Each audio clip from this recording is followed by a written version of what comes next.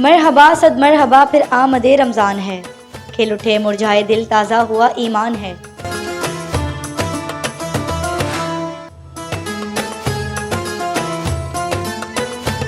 या खुदा हम गुनहगारों पर ये कितना बड़ा एहसान है कि तूने अता फिर से कर दिया हमें रमज़ान है।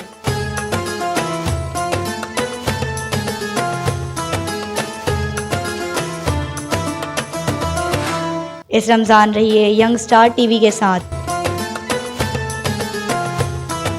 रमज़ान है नज़ूल कुरान और अल्लाह को राज़ी करने का महीना। इस रमज़ान के पुरनूर महीने में रहिए यंग स्टार टीवी के साथ और देखते रहिए हिलाल रमज़ान ट्रांसमिशन।